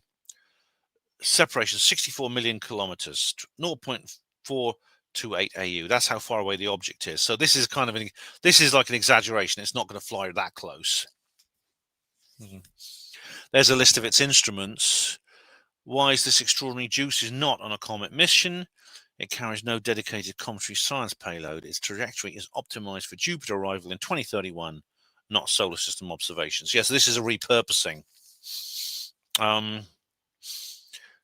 Right. ESA states, as JUICE looks towards 3i Atlas, soon after its closest approach to the Sun, it's likely to have the best view of the comet in a very active state, with a bright halo around its nucleus and a long tail stretching behind it. Due to JUICE's distance from the Earth, currently beyond Mars orbit, and the spacecraft's use of medium gain antenna. Right, this is going to be a bit of a problem because it's using its high gain. It's using its high gain antenna as a heat shield. This is ironic, but it won't. It says here the complete data set won't arrive until February 2026. Why bloody bother? Anyway, the reason is because its high gain antenna doubles up as a heat shield, which it needs on its journey. As I say, it's not designed for this sort of thing. It's designed to look at Jupiter and Jupiter's moons. Oh. And there's NASA's Europa Clipper. So that's another craft that can look at it. JUICE has the best view. The question remains, why is this object here now in its trajectory? I don't quite know what to make. I think this is an AI generator. It's all generated by AI because it's now gone from really crazy to completely skeptical. I actually put a comment here saying data downlink February 2026. Well, I suppose it wasn't designed for this. I do wonder if the ESA will suffer its own shutdown next week. And I got let's have a look at the responses. Oh, I got a response from who did I get a response from? Kimberly KXX says, facts matter, lol. Government shut down my ass. I don't know if she's having a go at me or someone else there. But anyway, Earth Exists says, either way, we most likely will have to wait an additional 6 months after they even receive the data in February. Just feels like a constant cat and mouse game as the silence continues. Yeah. Angry Astronaut made this point. We're now in a world where astronomy has been politicized. And that there's now, because I think it's because there's no longer a kind of like domination of the spatial realm by the Cold War powers, that is the United States and the Soviet Union in the Cold War days, which basically they had like a duopoly, didn't they, in those days? And now there's a dozen countries with a space program, some of them very successful. We've had landings on we've had landings on the moon now by India, Israel, several other, and there's like a UAE craft now going around Mars, which is not very successful because the UAE their mission control is manned by Filipinos on 5p an hour. Yeah. That was naughty, Ben. Yeah. But basically they're now saying this is now the new kind of rivalry by where some of them are sitting on data just for, like, to try and get one up on other people, and they're withholding data because they don't want to advantage one of their rivals. It's Angry Astronaut he covered this in detail in his video. Yeah. Arts Channel. What science fiction character did you identify with, Ben? Oh my goodness me, what a question. Oh, let me think. I think it's probably one of the ones in Kim Stanley Robinson, like Art in the Mars trilogy. I think I identify with him. He's very like me. Oh, we have Lance Corporal. Hello, sir. It's Lance. I'm away from home and drunk, but I will speak to you soon. Oh, right. Okay, fair enough. I don't expect you to. I don't expect you to. I'll wait till you're home and sobered up. I don't expect you to give me great conversation when you're out at the pub getting pissed, wherever you are. Oh yeah. Anyway, I've had a few interesting comments, by the way, on past videos. Where are they? Now I'll go through these again. I'll go through these comments again when I do the comments reply video. But I just thought I'd just look at a select few comments from previous 3i Atlas videos that I've made in the last couple of days, because some of them are interesting. And I'll start with the 3i Atlas change call on Wednesday. There's yesterday. I made this on Friday. And again, this is not a replacement for the comments reply video. I'll go through those as well. Red Ibex says first. Arts Channel says, I think it's a man-made object. I say man-made. Hang on, I'll let you look at these. I say man-made. I don't think so. It's bug-eyed. Oh, this is Peter. I don't think so. It's bug-eyed monsters from outer space made. Over the Moon says, your friend loves what? Oh, wait, it's cocks. I see. Oh, right. COX, yeah. Neil Peel says, how do they work out it's around 15 billion old? Might be Vija overshooting. Oh, God. Did we just witness the birth of a new creature? That is an underrated film, I think. I think that is I don't have a problem with Star Trek, the motion picture. And Over the Moon says, I wonder how many have or about to cut their Jacobs off and chug phenobarbital over this one. Before boarding, please have your $5.75 for the ticket ready. Right, that is a reference to a horrible, tragic event in and it was in 1997, I believe, when the Hale-Bopp comet came past, because there was some nonsense. It was this, unfortunately, Coast to Coast AM had a couple of people on there saying, "Oh, it's a spaceship, and the aliens are coming to like take all the worthy off the channel, lift all the worthy believers off the planet." Unfortunately, there was a cult called Heaven's Gate, for whom this rang a bell. And sadly, a couple of dozen of them killed themselves over this. Which is awful. DJ B2 says there was something about radar imaging of 3i Atlas, and it was a sphere. I should add, actually, to what Over the Moon said. So I should add that we may well see something similar over 3i Atlas. Now, I really hope that doesn't happen. I really do, because there's no reason. Don't do this sort of thing to yourself over, however, whatever you believe. Please don't do this to yourself. Anyway, DJ says there was something about radar imaging of 3i Atlas and it was a sphere. Not sure about the legitimacy of that particular claim. Yeah, that was basically what Professor Simon Holland was saying. And I don't know where he gets that information.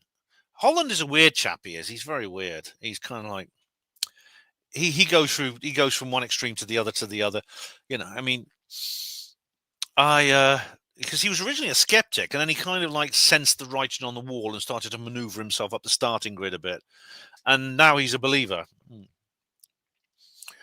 I don't think it has been radar ranged.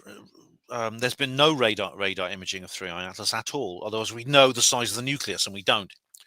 Patriot says here, it will hit us on December the 25th, according to the Ho-Ho Observatory. That's a Santa Claus reference. Oh, Rhiannon says here, imagine having Ben as a dad, ultimate cool dad in the known universe. And Jimmy Riddle says, nice semicolon. Oh, Jimmy. Jimmy Riddle, Jimmy Riddle normally comments on Hapanmo Radio. This is the first time I've seen him on Hapanmo TV. Neil Peel says, bedtime stories with Ben would certainly be different, such as little Ted is caught in a mysterious black goo on his way to the market and followed by men in black. David Smith, oh wow, who says here, I see Ben as the Ray Mears of UFO, the Ray Mears of the UFO and paranormal world. Who's Ray Mears? I've heard the name, but who is it? Hang on, let's just check, because then I'll get the joke, David. British woodsman and instructor. Oh, right, okay. Oh, I've heard, yeah, I know that this is kind of a, yeah. Yeah.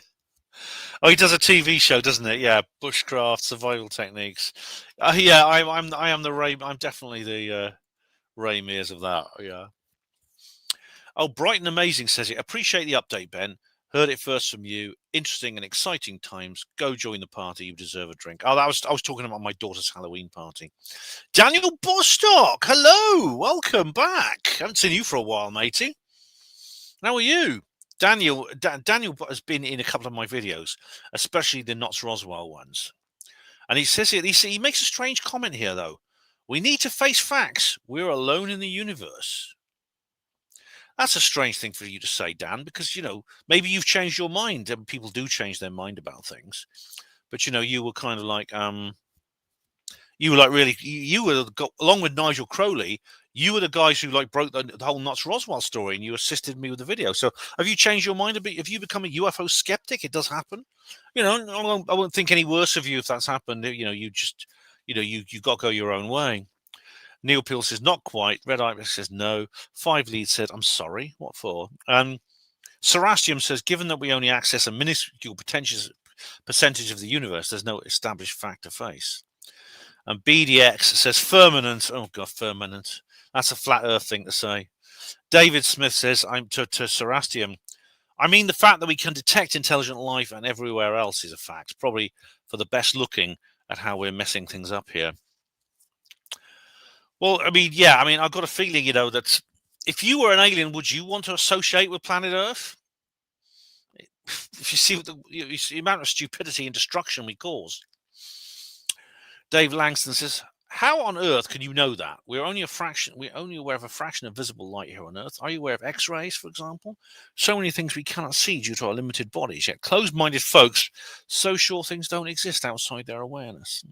I'm surprised actually at Dan saying that. I'm surprised that Dan is taking that position. But it's good to see you back, Dan. Welcome back. Feel free to talk pop skeptic stuff with me if you like. And now we will go to the last 3i Atlas live stream I did, which was there's nothing. This was only like 4 days ago. This is on Wednesday, yeah. I've had some interesting comments here. Henry, what's that banger of a song at the end with the 90s dance vibes? Oh, it's Rhiannon's theme, her Panmo theme, yeah. Sorenable, hello. Steve mumbling. Again, I'll go through these again in the comments reply videos. It's not worth speculating about 3i Atlas, because if it's aliens, they won't be coming here to say hello. there would be absolutely nothing in it for them except the planet itself. They'll wipe us out with a bioweapon from orbit, James Bond Moonraker style. We'll never get to meet or fight them. It'll be over in a day or two. We could do FA about it. Personally, I think Occam's razor tells us it's a rock. I'm sure I'll be saying told ya pretty soon. All right, well, Steve, you posted this comment 3 days ago, so you don't know that I wonder, have you changed your mind since you heard about the news on Halloween? You know, the non-gravitational acceleration. But you don't know them. I mean, thing is, you say they're to wipe us out with bioweapons. They haven't done that yet. So why would they do that now? Philip says, I like the swanky theme tune. Oh, there you are, Rhiannon. Despite German mad, you do have your fans. Lab Base says, I didn't watch the whole stream, but I did have a giggle with the AI Brian Cox video and Ben's reaction. It gave a great insight into your mindset. The AI wasn't overly sophisticated, but had you fooled and questioning it and wanting to listen as AI Brian started saying things you wanted to hear. You then started to question what you can now trust, despite far more obvious fakes in the UFO conspiracy that you believe is authentic, being around for decades. If you take everything as fake, unless proven otherwise, as a starting point, you can start to use your critical thinking more productively. No, you can't, lab-based. Because you see, well, firstly, you misunderstand me. I actually did state in the video that I wouldn't have known that was a fake Brian Cox because it was so well rendered. But it was when he started not saying things I wanted to hear. He started saying things I know he doesn't believe. That's how I knew it was fake. So you misunderstood me. If you take, as you say, if you take everything as fake unless proven otherwise as a starting point, you won't use your critical thinking more productively. You'll just have a bias the other way. This is the big mistake skeptics make. They say, just assume everything's fake and wrong and just do your best to prove it. And if you can't do it, then it's real. But the thing is, if you do your best to prove everything's fake with a bias to it being fake and not being real, you won't be convinced otherwise. You can't be convinced otherwise because your bias will take you too far away from rationality. In the same way many people on my side of the debate do. Alexander Sweetin said, 3i Atlas is here to pick up those left in Area 51. The USA should be worried. Maybe it will, yeah. Jeff Hindley says, Ben, I love your personality, insight, and content. Thanks, Jeff. However, I find it's not snappy enough. I'm 11:30 minutes in, 30, and I'm leaving. The music, either good or bad, went on for ages, and afterwards you are still not getting to the point. If I want to see a man getting piss wet through right now, I can look out of the window. It's your channel, and obviously you can present it what you want, but my opinion, you need a good editor. Am I being negative? I don't believe I am. I'm 62 and my time becomes more precious every day.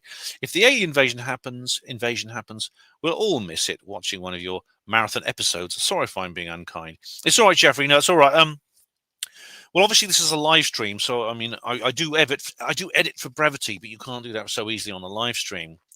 But I mean, the music. I'm sorry you don't like the music. I think the music is great. It's become the kind of live stream theme that Rhiannon has composed.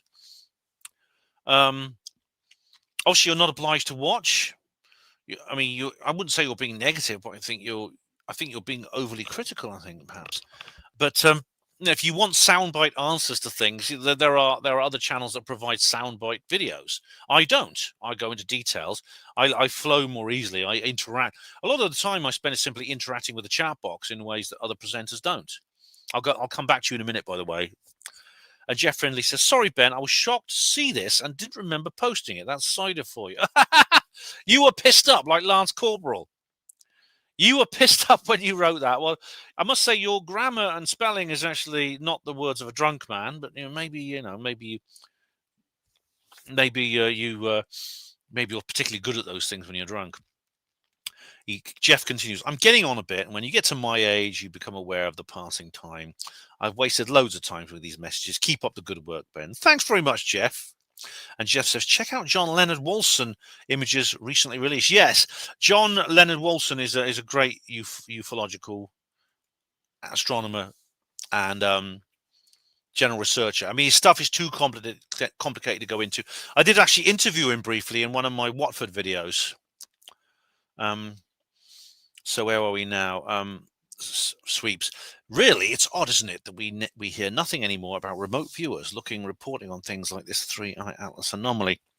Well, Sweeps, there are some remote viewing posts about 3i Atlas, but I must say they're not very convincing. I found them quite unconvincing. Zythantiops is back. My goodness me. Isn't 3i Atlas a big hoax, like the pyramid thing you were going crazy about a few months ago?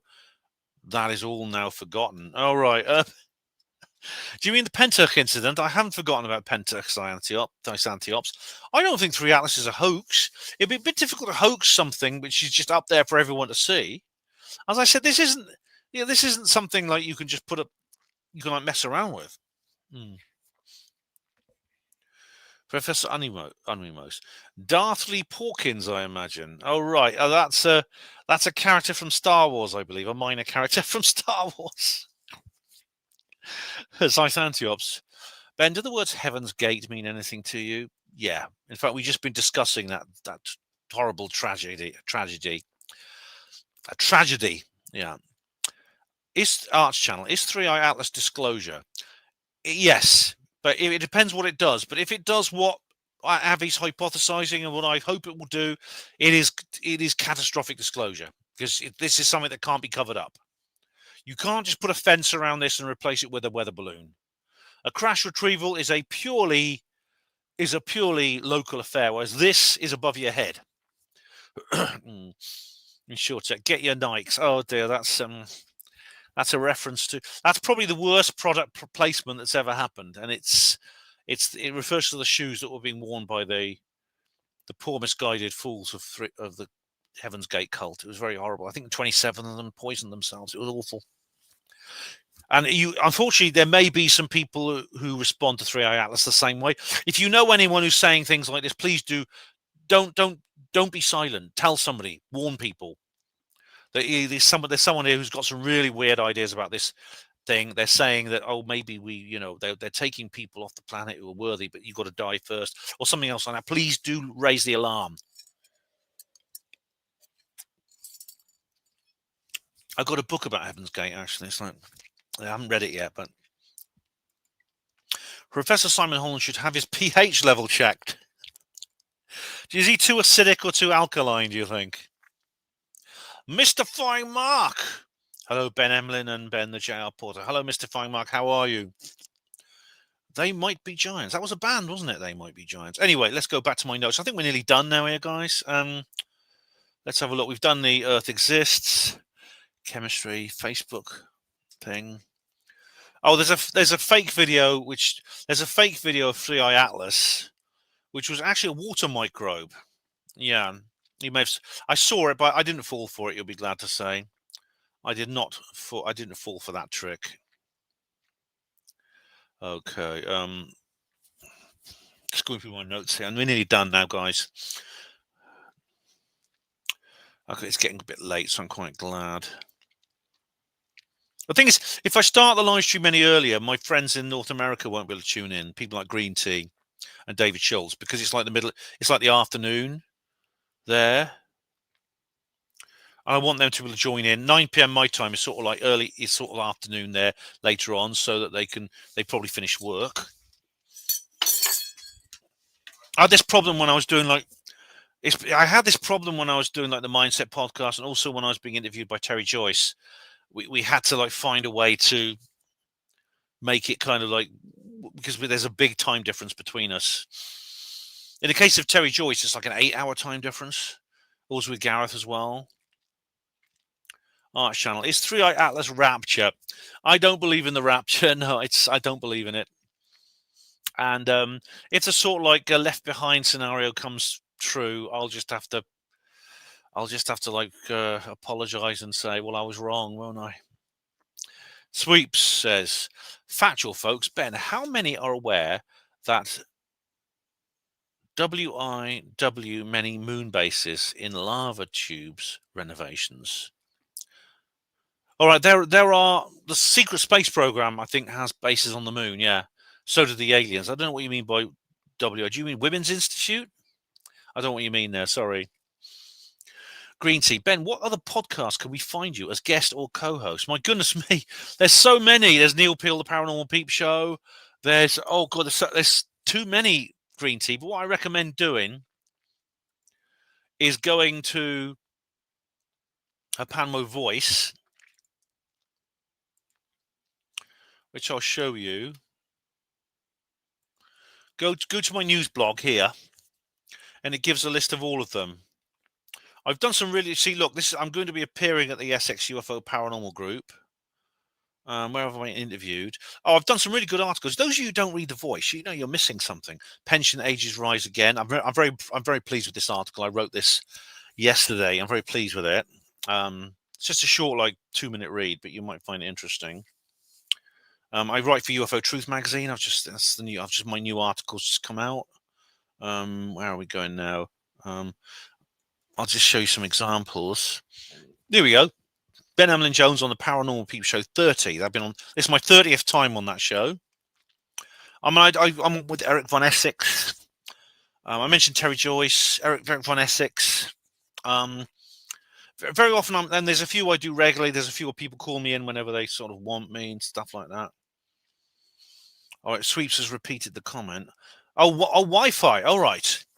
Sorry, I thought you said Women's Institute or something. How many are aware that Wi-Fi, many moon bases and lava tubes renovations? Well, I mean, I think they have something pretty sophisticated. So I imagine, yeah, this is odd. No, this is odd, right? I know what you're talking about now. There's Wi-Fi on the moon, Sweeps. You mentioned this in your video, didn't you? What's that all about? I mean, I haven't had a chance to look into this. But why should there be Wi-Fi on the moon? Is this true, Sweeps? Wi-Fi on the moon. Wi-Fi, internet on the moon. Here we go. Yeah, what the hell is this? NASA to build internet on the moon. You're right. This is on CBBC Newsround. This is a children's news channel. Ever dreamed of going into space but been put off because you can't stream films or watch YouTube or play a video game up there? Well, that dream is one step closer to becoming a reality. NASA has teamed up with a mobile phone company to build the first 4G mobile network on the moon? The space agency's Artemis program aims to establish a sustainable human presence on the moon within the next decade. And let's face it, you need to be able to check your phone when you're there. But joking aside, why does the moon need access to the internet? Is there an astronaut? I thought they'd show an astronaut with like his mobile phone out, fiddling with it. The plan isn't really for astronauts' personal phones. It's about using data for other things. All right. I'm not going to go through all this, but it seems it's true, Sweeps. Yeah, I don't get that. I don't get that at all. I don't get that, Sweeps, at all. I really don't. Arch Channel says, what do you predict next for 3i Atlas? The acceleration will continue at its current rate, or there's 3 things that can happen. The acceleration could just continue at its current rate. It could change. The acceleration could decrease, and it could, like a 3i, could steady onto a new course, or the acceleration could increase in rate. If it steadies onto a new course, then again you have to ask why, because then more acceleration would be needed to essentially slow it down, because everything's relative in space. So you need more acceleration to basically stop the acceleration, basically deceleration, if you like. If it stays the same, then the skeptics may be on a slightly firmer ground, because they could say, well, it's just a process that's continuing. Or what could happen is there's a fourth possibility, which essentially the force of acceleration could stop, and then it'll just stay on fixed velocity from then on, which is kind of what I just said, in a different way of saying it, where there's no force stopping. It's just the force causing it will stop, so it'll steady onto a new velocity. Or if it could accelerate. If it accelerates, then depending on how much it accelerates, it's going to be more exciting. Much more exciting, and indeed scary for some people. Sweep says, over and out. Family calling. All right, thanks once again, Ben. And give Ben a thumbs up. Cheers, Sweeps. I know you got a family over. You told me, so give them my best wishes, mate. Give them my best wishes. I think that's it, ladies and gentlemen. I think that's it. I've gone through all my notes. I've shown you my images. That's it, really. Oh, Hatchy. I've just got in. Oh, right. Janet Royals. What's all this then? Oh, Lance, I'll talk to you later, mate. All right. Maybe we'll meet up in the pub and I'll tell you all about it. But if you're pissed up in a pub, it won't make much sense to you. But basically, there's something in space that's behaving weirdly. Yeah. Something in space up there. Maybe it's coming to pick up Prince Andrew, or Andrew, to give him his proper title now. Mr. Andrew Windsor, yeah. No, Roy Lance, take it easy, mate. Yeah. So is there any more final questions and comments, guys, that you'd like to raise with me before we call it a night? What's more, there's plenty coming up. Yeah, hopefully I'll see you. We'll go to the pub or something. That'd be cool. Because Lance lives in Oxford, so I've actually met him. He actually exists. So, yeah, let me know. Any more questions and comments, ladies and gents, you'd like me to read out or join us? Have I got any? Yeah, no. I've got my phone on silent. I just check it. But, yeah, let me know, guys. If you've got any questions or comments, let me know. Hello. I think everyone. We've got 47 people viewing. It's been a good viewing figures. Good viewing figures, guys. I appreciate all the viewing figures. Yeah. You know what happened last time with the last live stream? It was one of those rare occasions where YouTube was on my side. Because it processed immediately. It started processing immediately. Now, normally that doesn't happen. Normally it waits 12 hours or more and it starts processing, which means it takes me ages to upload it to AltTech, because I can't upload it to AltTech the next day.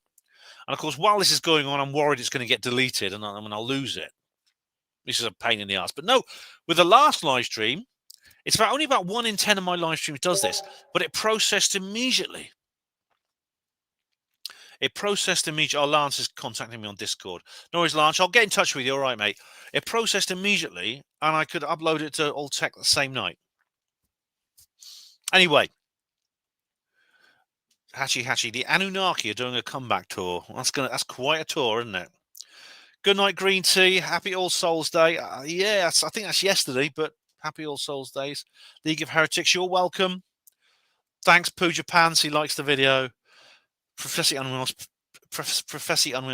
Pridely dignified, kick him up the Bocus. Yes, I'd like to kick Cox's Bocus. I really, really would.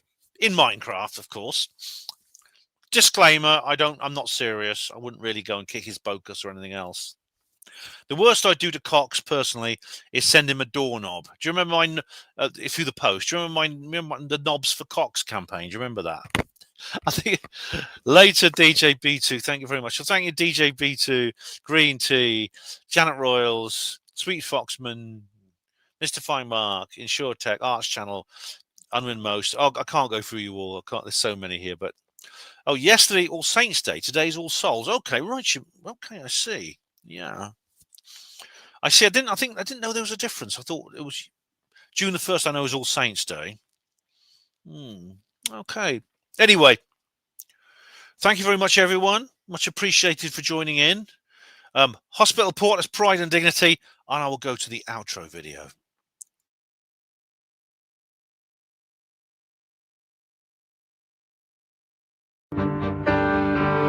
Conspiracies, government cover-ups, Earth mysteries, monster cryptids, Cybe saucers, and black triangle, up and woe. Black goo in Antarctica, lizard kings from the seventh star, men in black and Queen Boudica, up and woe.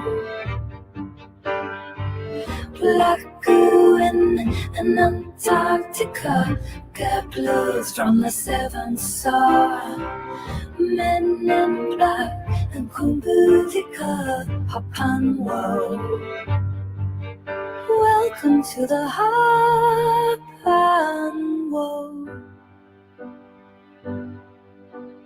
Show.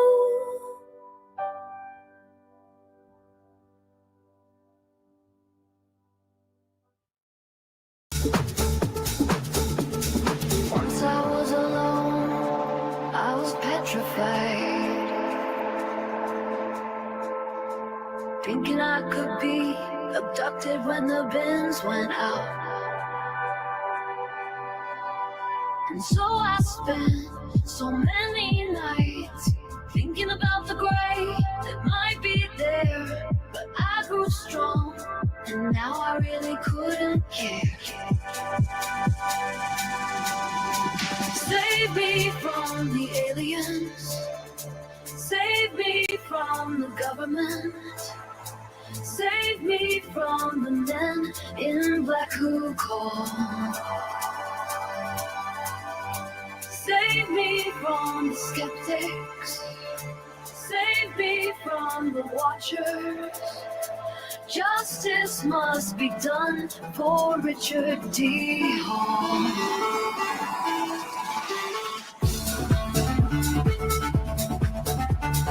No more psyop whitewashes. No more left in fear.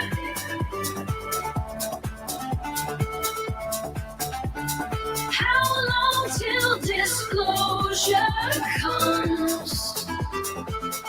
Is it really getting near?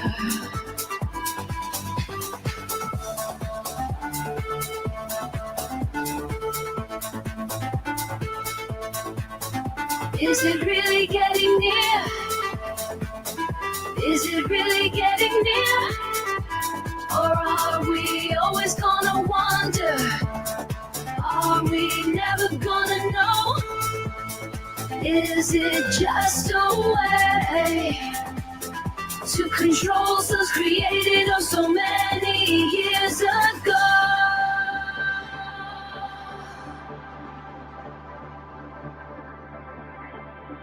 Save me from the sheeple. Save me from the liars. Open up your eyes and see their false flag planned attacks. Save me from the grifters. Save me from the spiteful mutant hacks.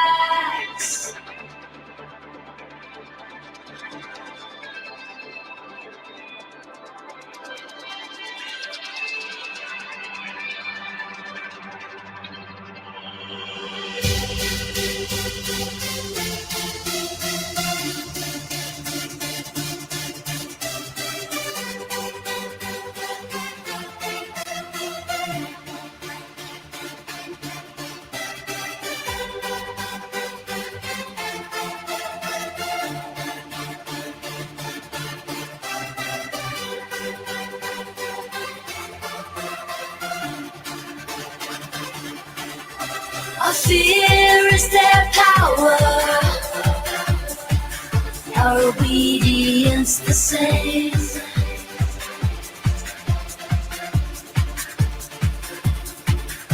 Make quiet acts of integrity always be your aim.